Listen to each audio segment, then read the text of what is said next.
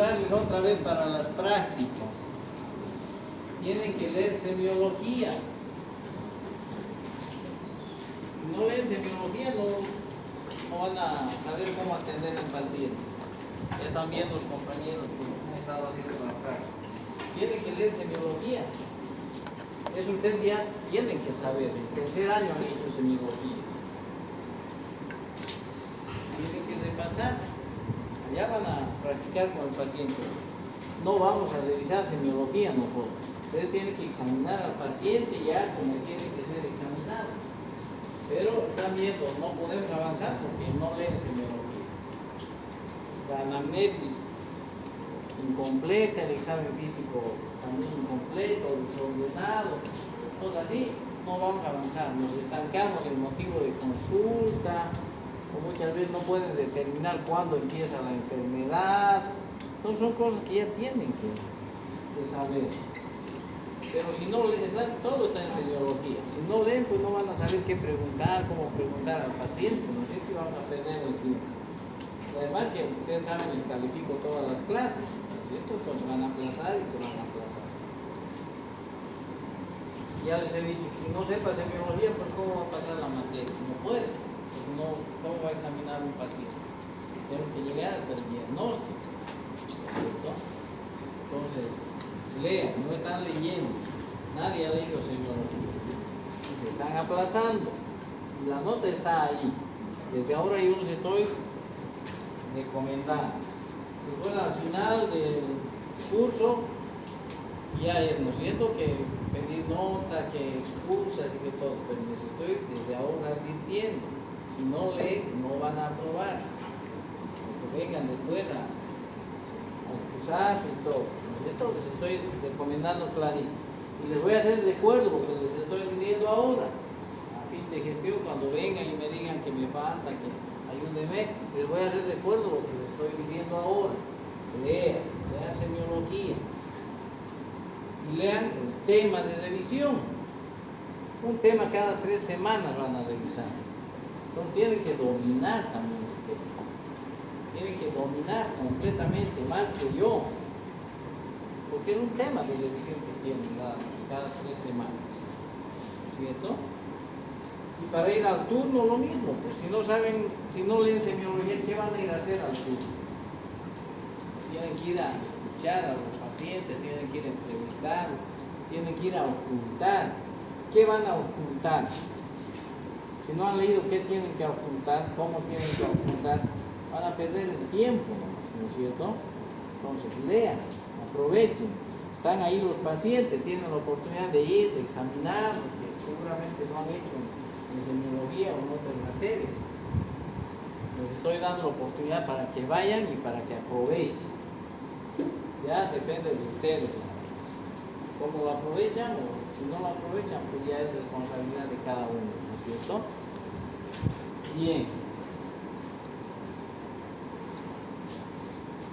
Necesito 2 voluntarios por grupo.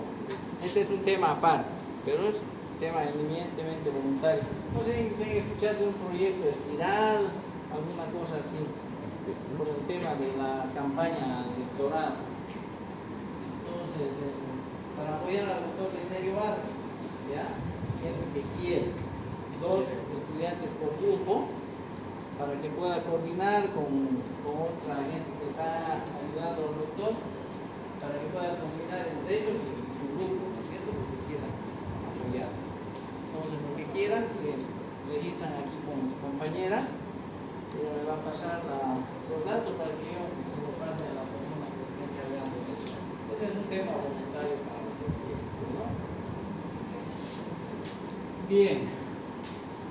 Entonces estamos viendo la enfermedad inflamatoria intestinal. Hemos visto las características microscópicas y macroscópicas de la colitis ulcerosa. Espero que hayan leído ya eso y que se lo hayan grabado. Ahora vamos a ver las características macroscópicas y microscópicas de la enfermedad de Crohn. Tiene sus particularidades. Crohn, ¿no es cierto? Ya hemos revisado del todo. Entonces vean ustedes macroscópicamente. La La enfermedad de Crohn puede afectar cualquier parte del tubo digestivo, desde la boca hasta el ano. En cambio, la colitis ulcerosa solamente afecta a colon, ¿cierto? Eso es para diferenciar cualquier uno. Pero, ¿cómo se distribuye? En orden de frecuencia. La enfermedad de Crohn, entre el 30 y 40% de los casos, solamente afecta al intestino delgado. Bueno, 30 a 40%. Entre el 40 y 55%, que es lo más frecuente, afecta tanto al intestino delgado como al colon. Esa es la mayor parte de los casos. Corresponden a afección del intestino delgado y el colon. ¿No? Y apenas 15 a 25% solamente al colon. El menor porcentaje de los casos de Crohn afecta solamente al colon. Estos son los casos que se pueden confundir con una colitis ulcerosa. ¿Ya? El 15 a 25% de la enfermedad de Crohn puede ser una colitis. Entonces, ese es el caso que hay que diferenciar con la colitis ulcerosa, porque afecta solo la colon. Estas otras no, ¿no es cierto? Porque colitis ulcerosa no afecta al intestino delgado. En 3/4 partes de individuos afectos del intestino delgado, el ilion terminal está afectado en el 90% de los casos. Entonces, ¿dónde asienta? Predominantemente en el ilion terminal, ¿no es cierto? Es la mayor parte del caso. Ilion terminal. Y eso, anatómicamente, ¿a dónde se refleja? A fosa ilíaca derecha. ¿No? Fosa ilíaca derecha es la proyección del ilion terminal. Entonces, una enfermedad de Crohn a este nivel lleva a provocar dolor, tumoración en fosa ilíaca derecha. Puede confundirse con una apendicitis aguda. Entonces, un diagnóstico diferencial de la apendicitis aguda es la enfermedad de Crohn. Aunque la enfermedad de Crohn es un proceso crónico, ¿no es cierto? Y la apendicitis es un proceso agudo. Pero puede confundirse y hay que hacer diagnóstico diferencial por el lugar anatómico que va a afectar la inflamación, ¿cierto? Entonces, vean, 3/4 partes afecta intestino delgado terminal, ilio, ¿no? Y en estos casos, ven, el resto del intestino habitualmente se encuentra normal. Otra característica, la enfermedad de Crohn es segmentaria, con zonas respetadas rodeadas del intestino enfermo. Entonces puede aparecer en parches, ¿no? La inflamación del intestino puede ser acá, de manera segmentada.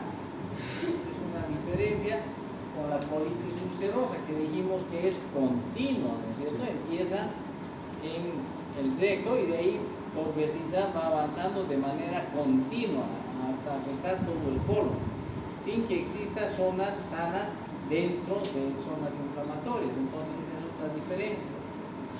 La enfermedad de la colitis ulcerosa es continua, en cambio la enfermedad de Crohn es segmentaria. Puede haber zonas sanas y zonas enfermas, zonas sanas y zonas enfermas, para diferenciar. En un tercio forman fístulas perirectales, fisuras, abscesos o estenosis anal. Entonces esto es característico de enfermedad de Crohn. Vean, fístulas perirectales, fisuras, abscesos, estenosis, diferentes tipos de alteraciones, ¿no? Son propias de la enfermedad de Crohn. La enfermedad de Crohn incluso puede abarcar hígado, páncreas, extraintestinal, órganos macizos. La enfermedad de Crohn es un proceso transmural, afecta desde la mucosa, submucosa, muscular y serosa. Todas las capas de la pared intestinal son afectadas por la enfermedad de Crohn. En cambio, la colitis ulcerosa es solo mucosa y submucosa, ¿cierto? Nada más, forma úlceras. Entonces, por eso la enfermedad de Crohn ya puede complicarse con adherencias, fístulas, perforaciones, porque afecta sobre todo el espesor de la pared intestinal. Entonces, se pueden formar ahí perforaciones, microperforaciones, fístulas, y ocasionar que se adhieran a estructuras vecinas, formando adherencias entre las asas intestinales, entre las asas intestinales y el hígado, entre las asas intestinales y la pared abdominal, puede haber adherencia o hasta fístula, porque es un proceso transmural. En cambio, no ocurre eso con la colitis ulcerosa. La colitis ulcerosa solo hay úlceras en la mucosa, nada más. Entonces ven macroscópicamente esas características y haciendo diferenciación con la colitis ulcerosa, ¿no?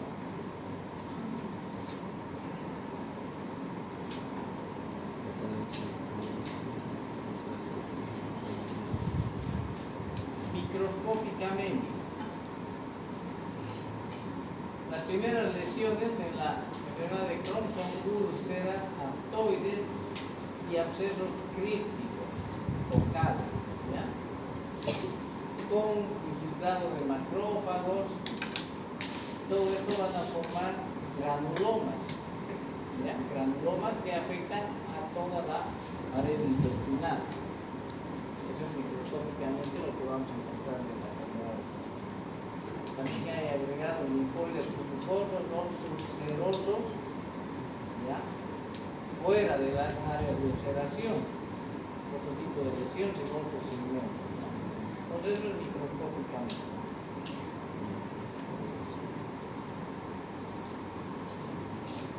Extendido, ¿no? De una enfermedad de Crohn.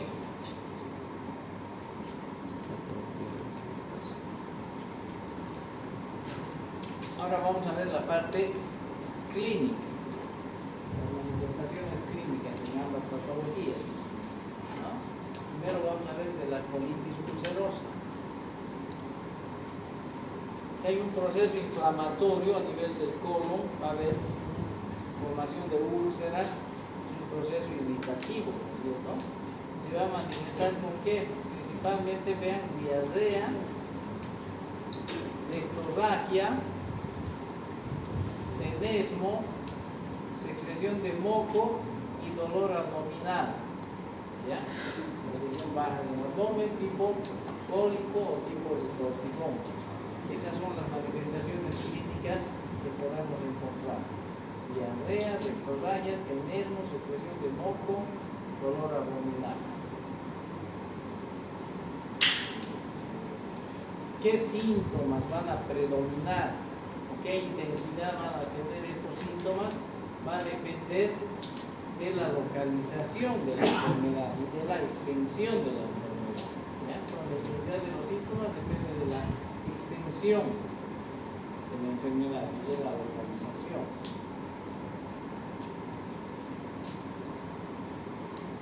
Entonces es diferente si se va a afectar solamente el recto o el sigmoides, ¿no es cierto?, el lado izquierdo del intestino, o si se va a afectar todo el colon, no va a ser diferente, ¿no es cierto? Si solamente afecta al recto, vamos a tener sobre todo pulpo, tenesmo como síntomas. Si es más extenso, va a haber mayor cantidad de diarrea, de hemorragia, ¿no? Si es todo el colon, la diarrea va a ser más abundante, va a haber mayor cantidad de sangre, va a haber mayor cantidad de moco. Entonces va a depender de la localización y de la extensión de la inflamación. Se afecta a la región terminal del tubo digestivo, estamos hablando de bronquitis, ¿no? Entonces vean, vamos a tener sangre roja o moco sanguinolento con tenesmo. ¿Qué es el tenesmo? Es el dolor A ver. es cuando hay dificultad y dolor al defecar. Deseo de defecar. Deseo.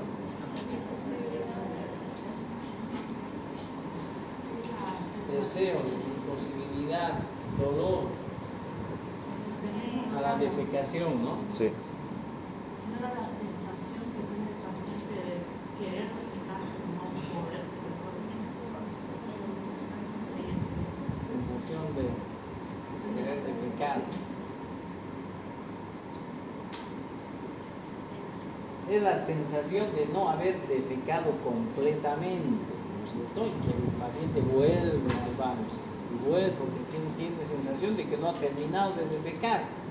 Entonces intenta defecar varias veces. Entonces eso, sensación de no haber defecado completamente. Entonces el paciente tiene intención de volver a defecar, ese es el tenesmo. Y el pujo,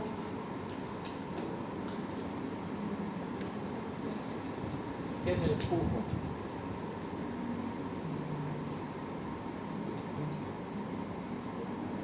Ustedes ya tienen que haber venido leyendo, ¿no es cierto? Temas.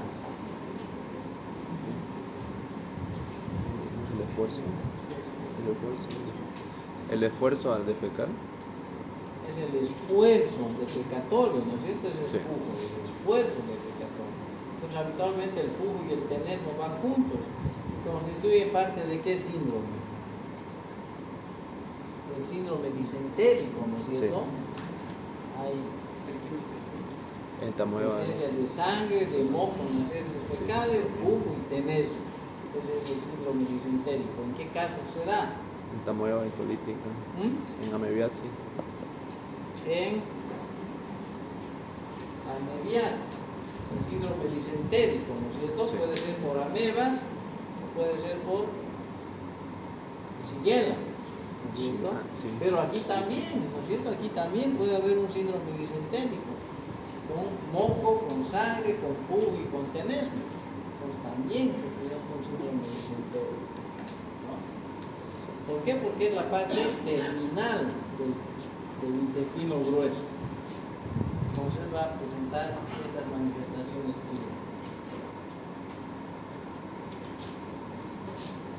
Si la enfermedad es más extensa, si abarca mayor cantidad del intestino grueso, más allá del recto, en el recto es esta la manifestación clínica, ¿cierto? Si se extiende más allá del recto, mayor cantidad de diarrea y sanguinolenta. ¿Ya?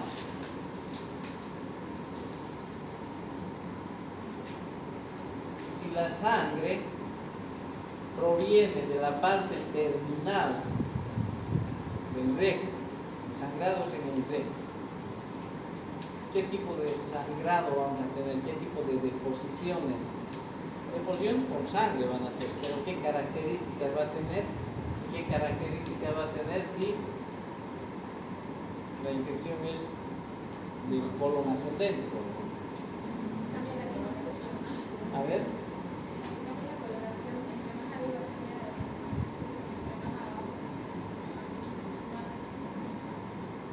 Oscura es si viene de por arriba del ángulo de Streit y eso se llama melena, ¿no es cierto? Y estamos hablando de presencia de sangre roja en las heces fecales. Eso es ectoragia o hematoquesia estamos hablando. Pero es diferente si es del recto o del colon ascendente, por ejemplo, es diferente. La cantidad de sangre, si es en el recto va a ser más cantidad de sangre, si es más arriba va a ser mezclada con eso. Más arriba va a ser mezclada con heces y más abajo Va a ser más sangre. más. Más roja. Es que hay que, las características tienen que ser bien claritas, ¿no? Tienen que ser claras las características. Está bien, si viene de más arriba, bueno, las heces no están totalmente formadas y la sangre va a estar mezclada, van a ser heces sanguinolentas, mezcladas, las heces mezcladas con sangre. En cambio, si es en la parte terminal, ya las heces ya se han formado, ¿no es cierto? Ya han recorrido todo el intestino grueso y en el recto de las heces ya están formadas. Entonces la sangre no está mezclada con las heces. está bañando las heces fecales en la sangre, porque esas heces ya están formadas. Entonces están bañando las heces, no están mezcladas. Vean la diferencia, ¿no es cierto? Entonces yo le pregunto al paciente estas cosas, puedo determinar de dónde es el sangrado, o dónde está el nivel de la lesión, con el aspecto de las heces fecales y de la sangre. Entonces, eso es la semiología, ¿no es cierto? Esa es la anamnesis, eso tengo que preguntarle al paciente. ¿Cómo son sus deposiciones? ¿Son abundantes? ¿Son frecuentes? ¿Qué frecuencia tienen? ¿No es cierto? Las heces ya son formadas o no son formadas.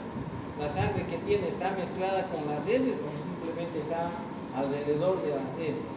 Vean, eso tengo que preguntar. No me veo normal con decirle, sí tengo diarrea y con sangre, nada más. No me sirve mucho eso, ¿no es cierto? Tengo que averiguar más en detalle, porque puedo averiguar y puedo determinar de dónde está proveniendo esa sangre y dónde está el lugar de la inflamación, de la afección. Entonces, para eso es la semiología. Por eso es que yo os insisto, ¿qué más?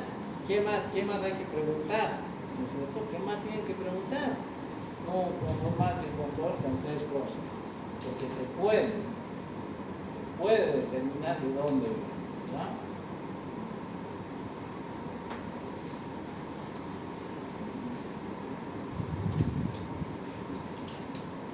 En casos graves de diarrea, vean, abundantes, frecuentes, las deposiciones que son líquidas, que tienen sangre, también pueden tener pus, ¿no? Puede estar infectado y también puede haber pus. Entonces son casos graves, ¿no? Los pacientes pueden referir dolores abdominales, región inferior del abdomen, de torsimones, dependiendo, ¿no? De si es más extensa o menos extensa, el dolor va a ser mayor o menor. Eso a nivel local, ¿no? Pero el paciente también tiene síntomas generales. ¿Por qué? Porque está con un proceso inflamatorio, ¿no es cierto? Cualquier proceso inflamatorio provoca síntomas generales en el paciente. ¿Como qué? Anorexia, astenia, arinamia, decaimiento, ¿no es cierto? Puede tener náuseas, vómitos, puede haber fiebre. Proceso, aunque no esté infectado el paciente, por la inflamación que tiene, puede haber fiebre también. Nos hay que preguntar. Y si tiene fiebre, puede ser por el proceso inflamatorio o puede ser que esté sobreinfectado, ¿no es cierto? Y tenga pus y todo aquello. Entonces ya tengo que averiguar bien. Puede haber pérdida de peso. Es más raro que haya pérdida de peso en la colitis ulcerosa. No sé, que sea una enfermedad extensa, que curse con náuseas, con vómitos, que haya gran compromiso del estado general, ¿no? Porque en el colon no se absorbe nutrientes, ¿no es cierto? Solamente agua, un mineral. Entonces es raro que haya pérdida de peso en la colitis ulcerosa. Pero si la enfermedad es grave, si por estas otras manifestaciones puede. La colitis tóxica ya es una complicación de la colitis ulcerosa. ¿Ya? En el paciente refiere dolor intenso, distensión abdominal y hemorragia importante. Hay dilatación del colon, se denomina megacolon tóxico también, porque el intestino grueso, por la gran inflamación que tiene, se paraliza y se dilata. Se dilata tanto que a veces se perfora. Entonces, en ese caso vamos a poner ya una colitonitis, ¿no? Más grave. Pero si está dilatado el colon, al examen físico vamos a tener un abdomen distendido y a la perfusión va a estar timpánico, ¿no? Y si es todo el colon transverso, en lugar de la matidez hepática vamos a encontrar timpanismo, ¿no? Entonces no es, ¿no? Esta es una complicación grave. Si se perfora, vamos a tener la peritonitis, ¿no? Pero la mortalidad es alta en esta complicación. En el colon tóxico.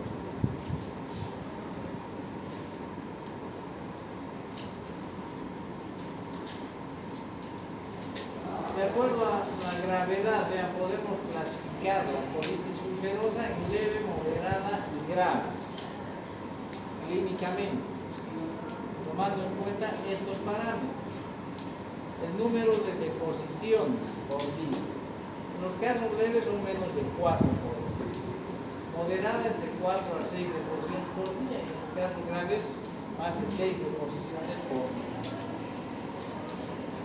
En cuanto al sangrado, en leve escasa cantidad, moderada cantidad y en las graves hay un sangrado importante. La presencia de fiebre en los casos leves no hay, la moderada es una febrícula y aquí sí hay una franca presentación de fiebre, ¿no?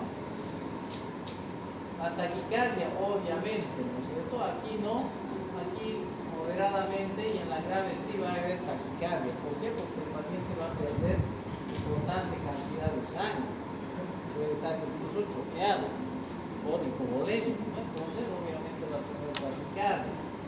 Lo mismo la anemia, ¿no? ¿Verdad?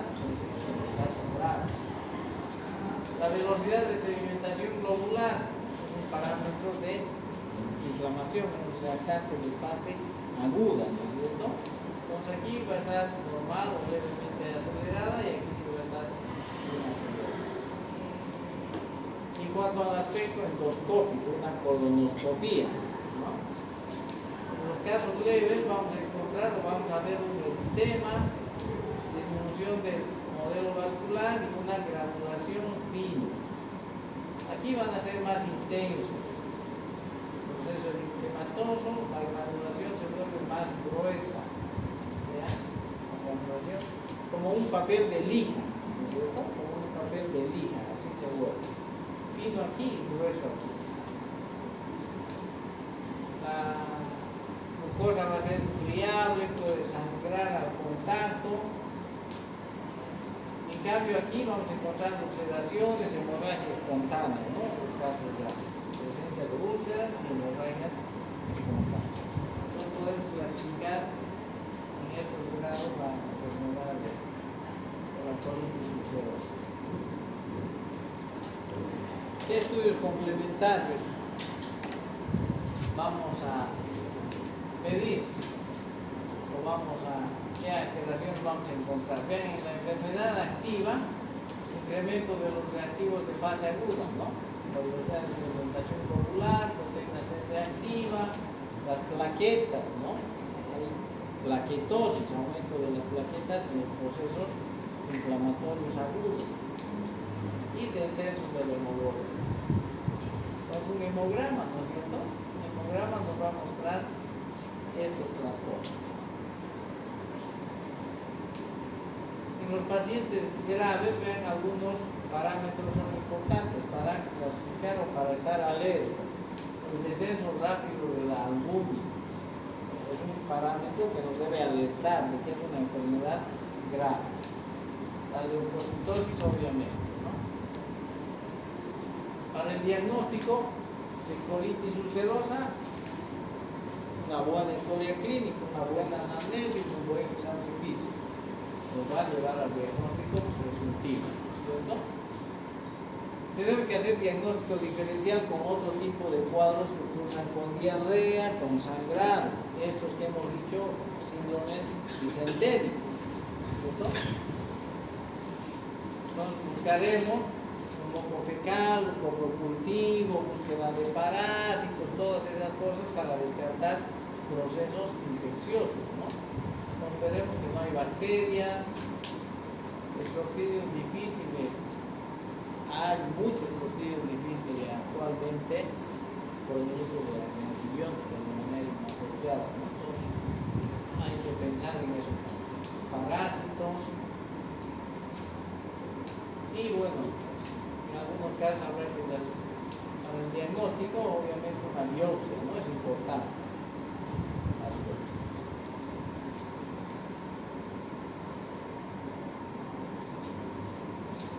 La sigmoidoscopía valora la actividad patológica. Podemos clasificar, ¿no es cierto?, por el aspecto en estos tipos de enfermedad a través de la sigmoidoscopía. Un edema de Barrio también nos puede mostrar el aspecto de la mucosa, presencia de úlceras, de estenosis, o ensanchamientos, dilataciones, etcétera, del colon, ¿no? Edema de Barrio, la fina de la mucosa, engrosamiento de la mucosa, úlceras, etc. Como consecuencia del proceso inflamatorio, de la formación de úlceras y de la cicatrización, el colon se acorta y se estrecha, se deforma, ¿no es cierto? En el proceso de reparación, el colon va a estrecharse y se va a cortar. Ese tipo de deformidad va a presentar. Y pueden aparecer pólipos o pseudopólipos por el proceso inflamatorio. Las úlceras, igual al cicatrizar, se reparan formando unos pseudopólipos, ¿ya? O puede haber presencia de pólipos que a la larga pueden hacerse carcinomatosos, ¿no? Es una complicación de la colitis ulcerosa.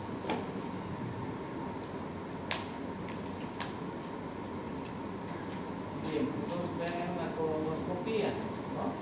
Inflamación intensa del colon, eritema, febrilidad y exudado.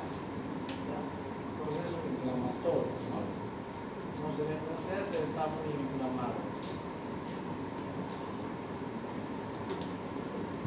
Entre las complicaciones, una hemorragia masiva que nos va a ocasionar un choque hipovolémico y el paciente se puede morir, ¿no?, por un choque hipovolémico. Una complicación que ocurre en el 1% de los casos, entonces es bajo.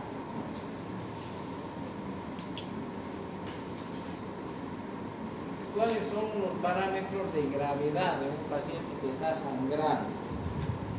Es grave, vean, cuando el paciente requiere entre 6 a 8 unidades de sangre en 24 a 48 horas. Si el paciente sangra y necesita que le hagamos transfusiones entre 6 a 8 en 24 a 48 horas, ese es un caso grave.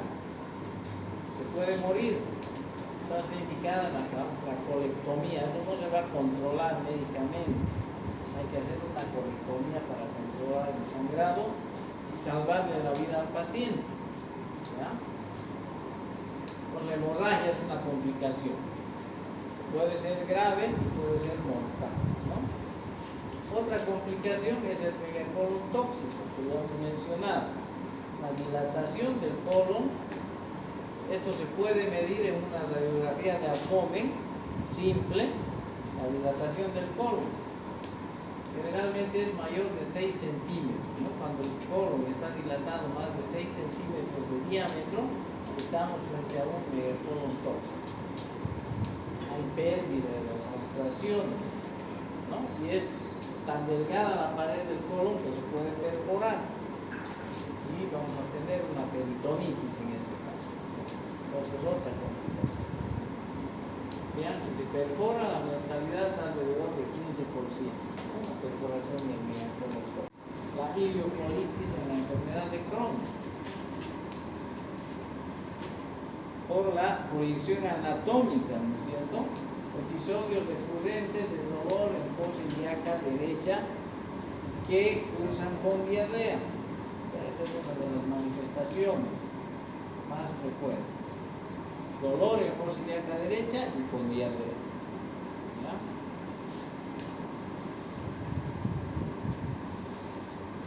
Al examen físico, palpo el abdomen, ¿qué voy a encontrar? Dolor en fosa ilíaca derecha.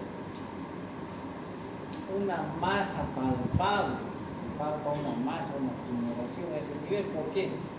Porque el ilium y el colon están inflamados. Cuando se inflama, que aumenta de volumen la pared intestinal, ¿no es cierto? Y eso puede palpar con una tumoración dolorosa en fosa ilíaca derecha. El paciente cursa con fiebre y con leucocitosis, porque es un proceso inflamatorio. Entonces, vean, fácilmente esto se puede confundir con una apendicitis, ¿no? Es el diagnóstico diferencial. ¿Qué características tiene el dolor? Es un dolor de tipo cólico, lo hemos dicho, generalmente en fosa ilíaca derecha, puede ser un poco más extenso, dependiendo de la extensión, ¿no? Dolor es un dolor que precede a la defecación, vean ustedes, y se alivia una vez que el paciente ha defecado. Entonces, esa característica tiene dolor tipo cólico que precede a la defecación y se alivia con ello. Entonces hay que preguntar lo que les insisto, ¿no? ¿Qué tipo de dolor, dónde, cómo se relaciona, con qué se agrava, con qué se alivia? Como vean ustedes, aquí está bien descrito. Precede a la defecación y se alivia. Lo tengo que pensar, que es ahí. Ya me está dando una idea, ¿no? Puede haber fiebre, febrícula, pérdida de peso. Dice frecuente, de 10 a 20% del peso corporal. Estos pacientes con ileocolitis tienen pérdida de peso. Llegan a perder hasta el 10 al 20% del peso corporal. ¿Por qué? Por la diarrea, porque tiene anorexia, porque el dolor se acentúa cuando el paciente come, ¿ya? Cuando come el paciente aumenta el dolor, entonces tiene temor a comer y come menos. Por estas razones el paciente pierde peso entre 10 al 20%. Diarrea, anorexia y temor a comer. ¿Por qué está esto colocado aquí? Para hacer diferencia, ya vamos a ver después con la otra forma de Crohn que afecta a todo el intestino delgado. ¿Ya? Entonces hay que tener en cuenta esto.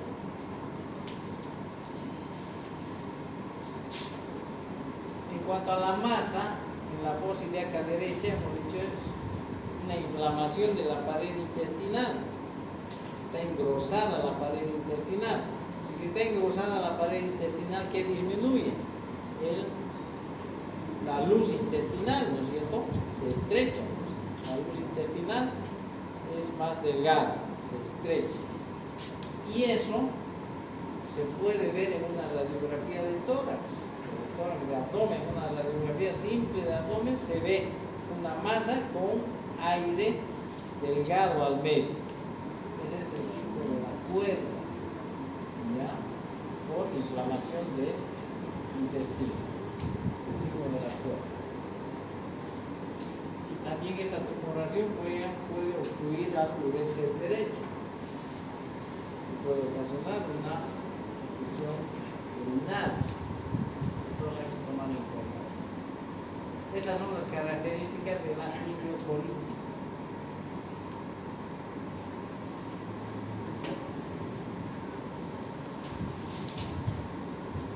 Puede haber episodios de oclusión intestinal, que puede ser intermitente cuando hay inflamación, edema de la pared. Una vez que pasa el edema, se desobstruye. Perforaciones, formación de fístulas entre asas intestinales, fístulas hacia la pared abdominal, hacia la vejiga, etcétera, etcétera, ¿no? Y formarse absceso mesentérico. En la presentación del patrón penetrante fistuloso, ¿cierto? Pero puede haber estas cosas. Luego tenemos la yeyuno-ileitis. El yeyuno es la parte más extensa del intestino delgado, donde se produce la mayor cantidad de absorción de nutrientes, ¿no es cierto? Junto con el hilo. Entonces, la otra forma de presentación es solo intestino delgado sin colon. Esa forma es yeyuno-ileitis. Fundamentalmente, ¿qué hay aquí? Por afectación de pie 1 hay una pérdida de la superficie digestiva y absortiva, ¿no es cierto? Entonces vamos a tener un síndrome de mala absorción, porque si está afectado el pie 1 no se absorben ni proteínas, ni grasas, ni hidratos de carbono, etcétera, etcétera. Entonces vamos a tener un síndrome de mala absorción. Entonces el paciente va a cruzar con diarrea abundante, importante y esteatorrea.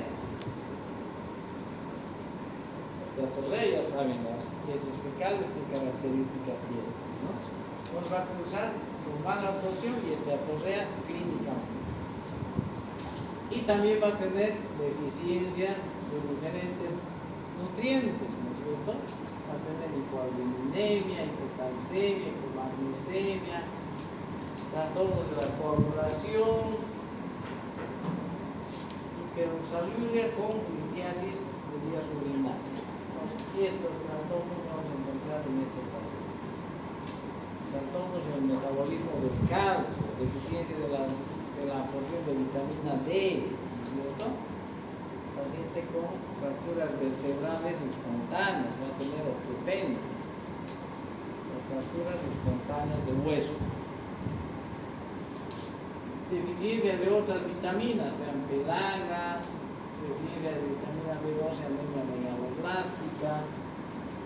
Entonces va a tener una mayor cantidad de trastornos y de sintomatología.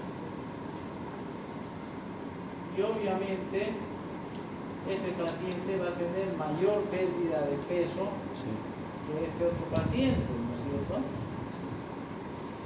Este pierde peso por estas circunstancias, pero este paciente pierde peso y va a estar desnutrido porque no absorbe varios nutrientes. Entonces la pérdida de peso va a ser mayor al 10% en estos pacientes.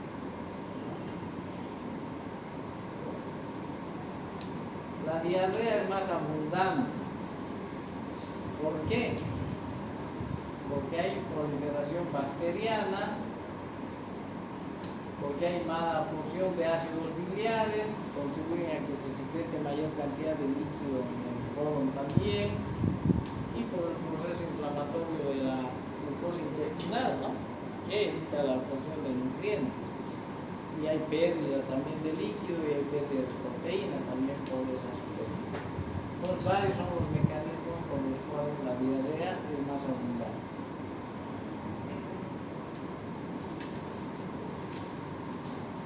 Y finalmente tenemos la presentación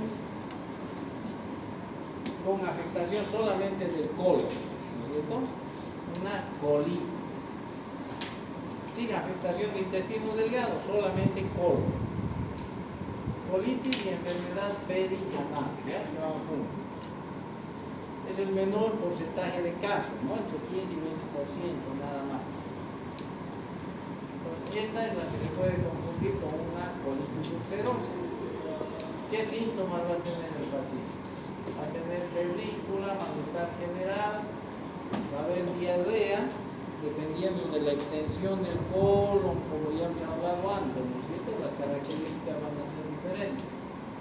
Va a haber dolor abdominal, hematopiesa. Puede haber flujo de nervios y hay afectación de la parte terminal del colon. Aunque la enfermedad de Crohn habitualmente respeta el recto, ¿ya? No afecta al recto. En cambio, la colitis ulcerosa empieza en el recto. El proceso transmural puede ocasionar estenosis y obstrucción intestinal.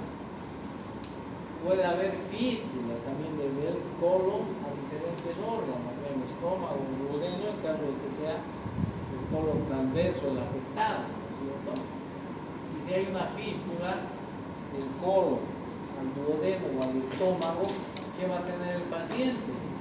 Vómitos fecaloideos, porque va a pasar el contenido del colon al estómago. El paciente va a tener vómitos fecaloideos. Puede haber fístulas entre el colon y el intestino delgado, ya sea proximal o medio. En esos casos, el contenido intestinal va a pasar directamente al colon por la fístula y va a haber una mala absorción por un cortocircuito, ¿cierto? Ven ustedes los trastornos que se pueden formar en la fistulización. Puede haber fístulas rectovaginales también en todas las pacientes, eliminar contenido fecaloideo por la vagina, ¿no? Por la fístula rectovaginal. Y si es a vejiga, la materia fecal va a salir en la orina. Pueden ver las diferentes trastornos que se pueden presentar, ¿no? Por las fístulas. Luego tenemos la enfermedad perianal. Va a haber incontinencia fecal, hemorroides, estenosis anales, fístulas anosrectales, abscesos perirectales. Esta es la enfermedad perianal que acompaña a la colitis o la enfermedad del corazón. Sean diferentes trastornos a nivel perianal.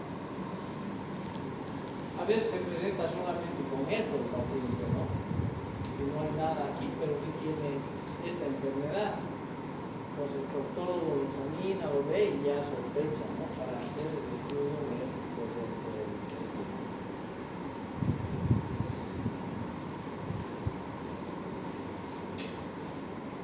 Bien, y finalmente hemos dicho que puede afectar todo el tubo digestivo, ¿no?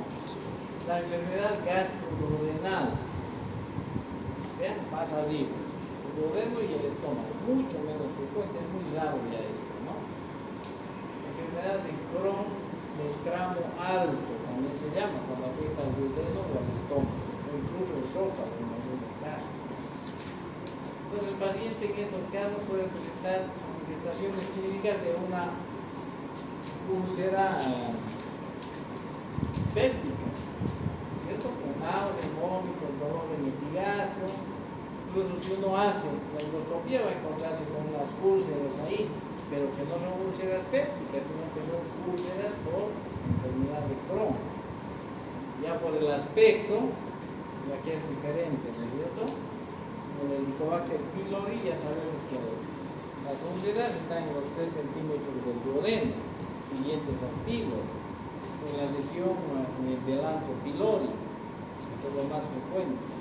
Si encontramos úlceras múltiples con diferentes características en otros sitios, hay que biopsiar, ¿no? Y uno cuando biopsia se puede encontrar con que no es una úlcera péptica, sino una enfermedad de Crohn. Y obviamente estos pacientes no responden al tratamiento habitual de una úlcera péptica, ¿cierto? Se les da tratamiento, no responde, se hace una endoscopía, una biopsia y resulta que es otro tipo de enfermedad, ¿no? En todo caso hay que hacer diagnóstico diferencial con una úlcera péptica. Y si hacemos estudios de Helicobacter pylori, van a ser negativos. Si son negativos hay que buscar otra causa de la enfermedad. Como les digo, es a través de la biopsia, ¿no? Porque clínicamente es más complicado hacer el diagnóstico diferencial.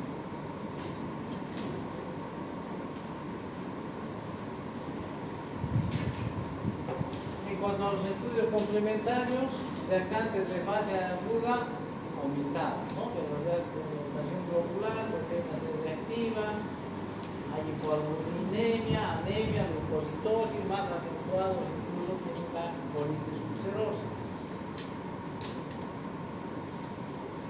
En una endoscopía, vean, el recto habitualmente está respetado, ¿no? Está respetado.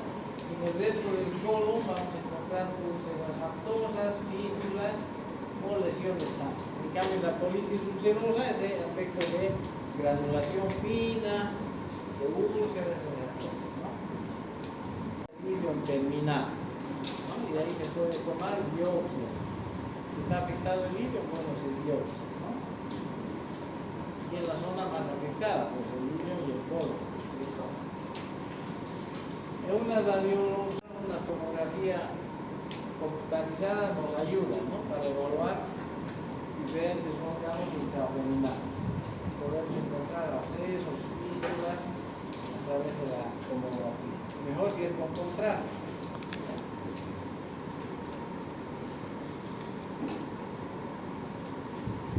Imagen de cápsula endoscópica. Vean ustedes. Enfermedad de Crohn en niños. Ulceración y estenosis de la luz intestinal. Entonces, como el intestino delgado era largo, con la endoscopía solo llegamos hasta el ilion terminal, por arriba hasta el duodeno, no vemos nada de ninguno. Entonces, la cápsula endoscópica nos sirve, ¿no? El paciente traga la cápsula, pues representa el intestino. Tomografía computarizada, dilatación de áreas del intestino delgado, vean, áreas dilatadas, ¿no? Principalmente. Y fístulas, no se pueden encontrar fístulas también, ¿no? Entonces la tomografía es importante para el diagnóstico. Lo mismo.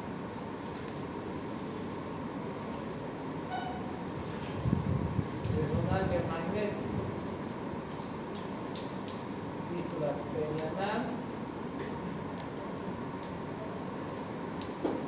fosa isquional derecha. Entonces las fístulas son a veces muy pequeñas, que con tomografía no se pueden detectar, ¿no? Las complicaciones de la enfermedad de Crohn, adherencias, fístulas, perforaciones libres a la cavidad que van a ocasionar peritonitis, ¿no? También abscesos que se rompen, igual producen peritonitis,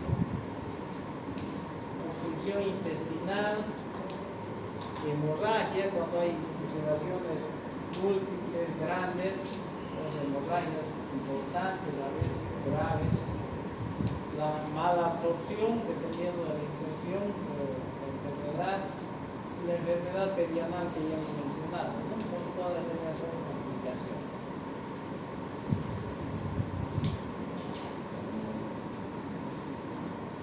Este cuadro hace una diferenciación clínica entre colitis ulcerosa y enfermedad de Crohn. Vean ustedes. Presencia de sangre, presencia de moco, la colitis ulcerosa más frecuente, ¿no? Porque aquí hay úlceras, ¿no? Aquí es menos frecuente. Síntomas generales, en la enfermedad de Crohn, obviamente hay más síntomas generales. Dolor, lo mismo, más abdominal, aquí sí, en que derecha hemos hablado, ¿no? Signo de acuerdo. Dolor peritoneal, aquí sí porque hay perforación, hay fístulas, hay peritonitis, fístulas, obstrucciones del intestino delgado, obstrucción del colon. Tratamiento con antibióticos ya vamos a ver después, ¿no? Recaída después de cirugía, son anticuerpos, ya la presencia de anticuerpos ya son importantes. ANCA positivos, frecuentes en colitis ulcerosa, y ASCA positivos más frecuentes en la enfermedad de Crohn. Doctor, ¿se puede tomar en cuenta la pérdida de peso también para...? Claro, también, ¿no? Sí. Entonces, a todo paciente que sospechamos colitis ulcerosa, enfermedad de Crohn, se piden anticuerpos ANCA y ASCA, ¿no es cierto? Si los ANCA son positivos, es más probable que sea colitis ulcerosa. Si los ASCA son positivos, es más probable que sea enfermedad de Crohn, también ayuda.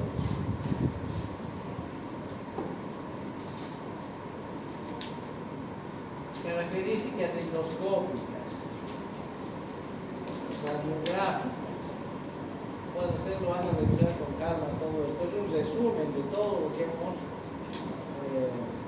hablado, ¿no es cierto? Aquí en este cuadro está resumido.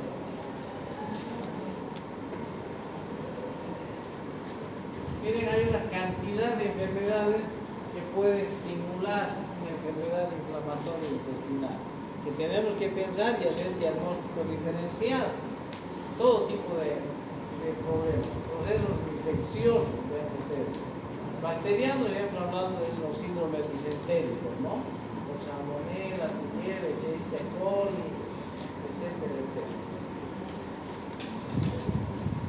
Micobacteria, tuberculosis. En nuestro medio es frecuente la tuberculosis enteroperitoneal, que cruza con mala absorción, con formación de adherencias, también de perforaciones a nivel intestinal, que se confunden a veces. Entonces aquí en nuestro medio es frecuente eso.